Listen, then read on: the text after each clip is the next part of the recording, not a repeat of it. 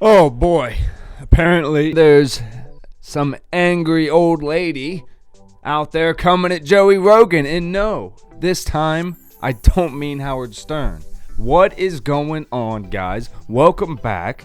This is going to be one of the newer versions of the Road to Redemption podcast where I talk about things that I genuinely am interested in. This time it's not spirituality, it's not mental health. This will be one of the random episodes where I talk about things in the news that just kind of gets under my crawl. So, we got an angry Neil Young.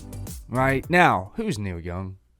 He's an old Canadian man, an old folk singer coming from the heart of Canada, and blasts onto the music scene singing about harvest moons and hearts of gold and all these things. He's a very high-pitched, I can't stand his music, right?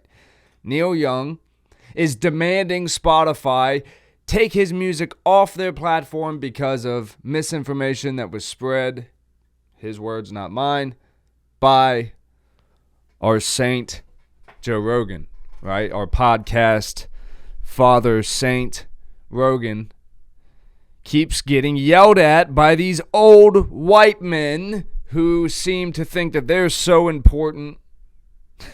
Howard Stern and Neil Young. Hey, shut up. Hey, shut up. Shut up. You don't know anything either, right? Howard Stern just went on his show and said anyone who is unvaxxed should be turned away from hospitals and you should be sent home to die alone. Well, okay. We're not dealing with good people, right? Now, that was Howard Stern that said that. But let's look at Neil Young. Neil Young hasn't been relevant for a very long time. Outside of Joe Rogan probably saying he likes some of his music, no one cares about Neil Young. Now, if I was Neil Young, and I've been not relevant at all, but the last time I was relevant, it was with a more earthy granola, not so in the system type people would have been Neil Young's folk demographic, right? So if I was going to try to make a resurgence, a lot like Howard Stern, right? Where I'm locked into a Sirius XM show and that's where I host it. And sure, he makes billions and, whatever. But he sees that his way of being is completely arbitrary. It doesn't matter. Radio is dead, right? Old white dudes singing folk music. There's a genre for that. But when you're not talented and you sound like an angry old lady, Neil Young, it's one of those things, and I say he's angry now. His music's not angry at all. It's harmonica, and he sings a lot about like Native American type stuff is kind of the vibe that he gives off, and it's whatever. It's whatever. It's not my type of music. But if he was going to try to make some sort of last resurgence or put out one last album to see how much money he could cash into the estate, the only real way he could become relevant again is to take aim at Joe Rogan. That's what everyone's goal is these days. If you want to get popular, you take aim at Joe Rogan. Because then maybe CNN will grab one of your clips from your stupid fucking show or whatever else you do. Just randomly say things out into the ether like apparently Neil Young did. But let's talk about it, right? Hey, Neil Young, take your own music off Spotify. I'm a creator. I know how creator platforms work. All you have to do is delete whatever hosting profile you created that put your music on their platform. Now, I'm sure that's all intertwined with labels and contracts and all that, but that's not Spotify's problem. I would probably say, a lot like Howard Stern in taking aim at Joe Rogan on his show, they're doing this to make the headlines so people will talk about them, because myself included, when I first read this morning, I had to go, Neil Young. Neil Young's not Neil Diamond. Neil Diamond is talented and a treasure. He would never be so I don't know anything about Neil Diamond. But I know who Neil Diamond is. I know a lot of people. Neil Armstrong? No, not him. I don't know who Neil Young is. So I Google him.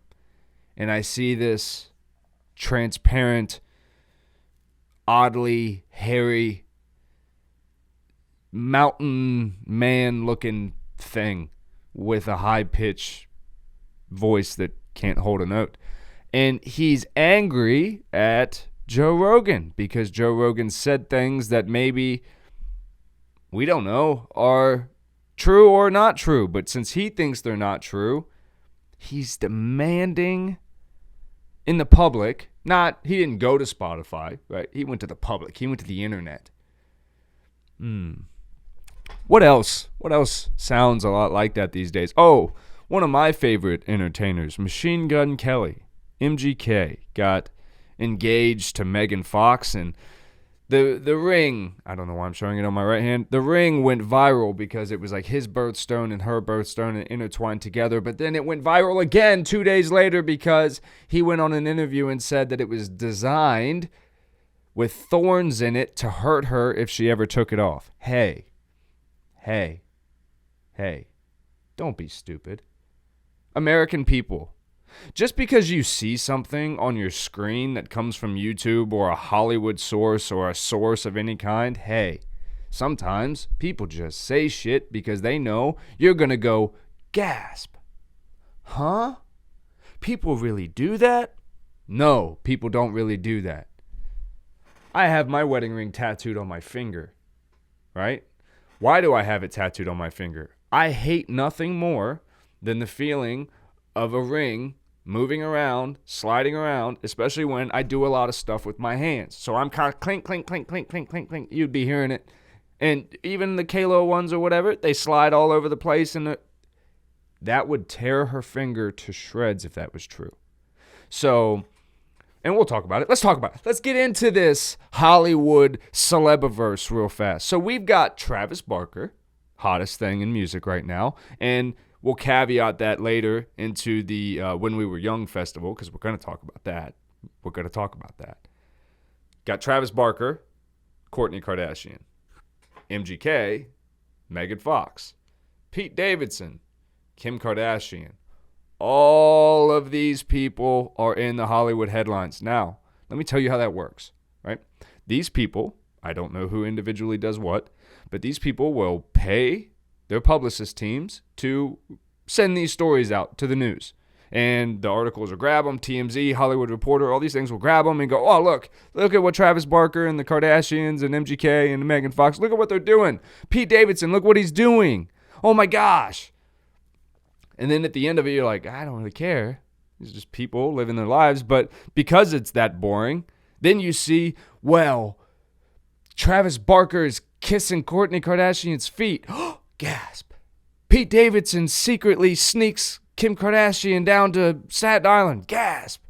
Megan Fox's ring is all full of thorns and they're crazy in love and they were drinking each other's blood. Gasp. Or maybe they just understand how attention works and what the entertainment industry is. And when you show up to red carpets, you show up half naked and scandalous so that way you make the headlines next. I don't know why I did this. I guess I was imitating one of Megan Fox's revealing dresses. I don't know. Guys, we can't be so dumb or so ignorant anymore to just go, well, I read that online, so that means that's how that happened.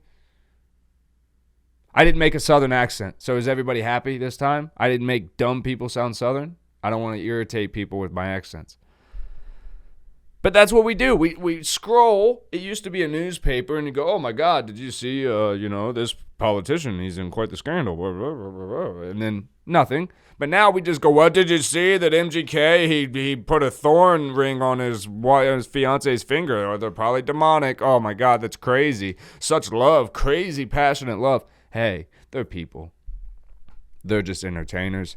And they know how to get your attention. Because if they get your attention, like Neil Young, who's probably about to go on some kind of tour, and he needs this publicity right now. And again, I would say it's probably safe to say his demographic would be the people who would strongly go for the vax and the restrictions and that kind of stuff. So I'm just saying he has a buy-in to do what he's doing right now. A lot like Howard Stern, right? Howard Stern's show is crashing dead. If he doesn't talk about Rogan, nobody pays any attention to Howard Stern at all unless he's doing some shock jaw shit, which he's done his whole career anyway, which was great back in the 90s when no one knew better. But guess what? Everyone knows better.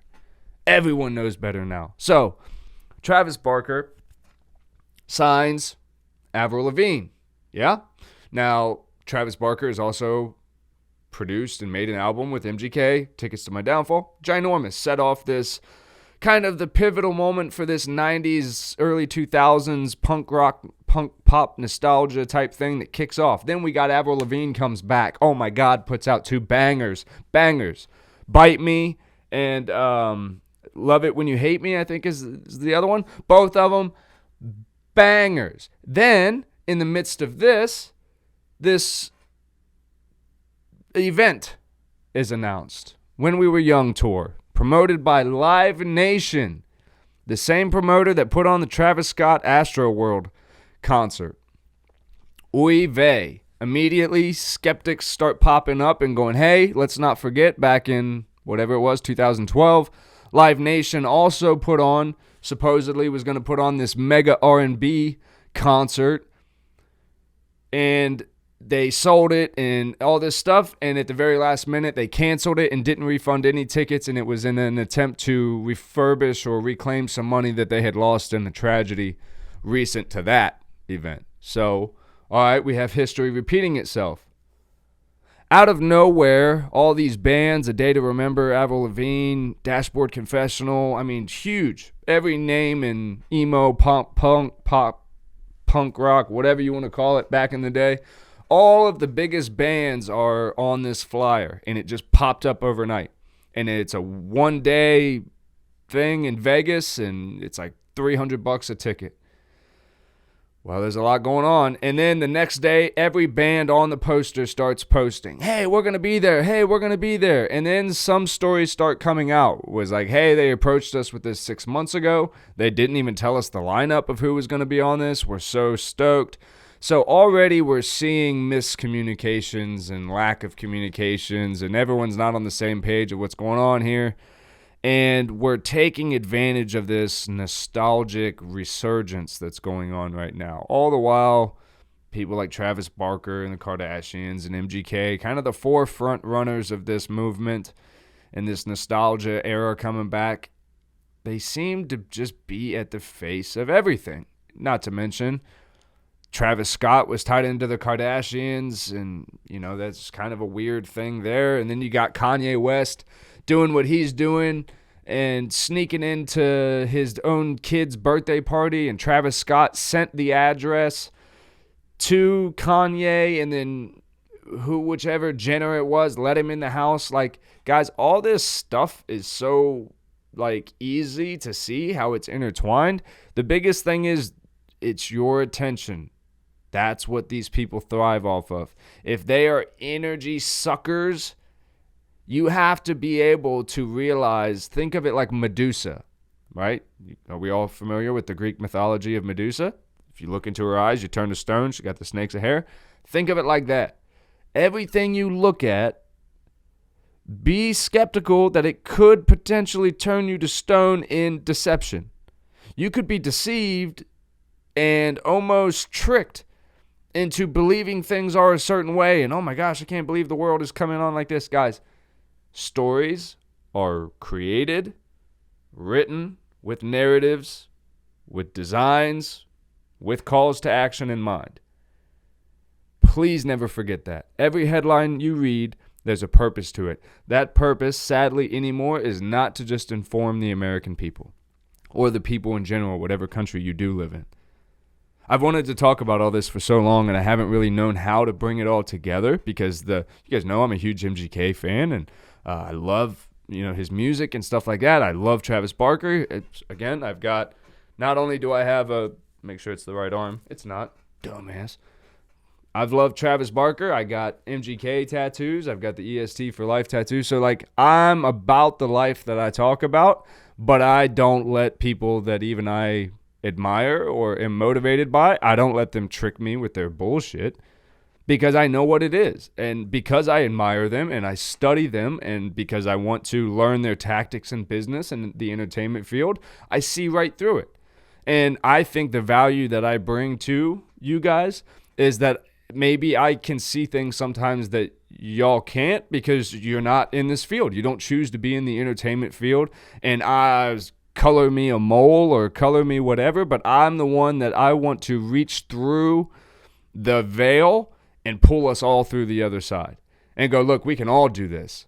We can all achieve our dreams and get to where we want to be, but we could do it honestly, and we could do it ethically, and we could do it with a set of moral standards where, sure, people are always going to be led like sheep where they want to be led, and they're going to be distracted by the things they want to be distracted by, but let's at least make it a conscious choice if you're going to do it. If you're going to involve yourself in the soap opera day-to-day life of celebrities, that's fine, but just understand that it's a soap opera, and it's a story, and it's elaborate, and it's a lot of the times fictional or severely heightened for entertainment type purposes. And there's not all this actual chaos and shock and, oh my gosh, I can't believe these people did this, and how are they so big when they do these things like this.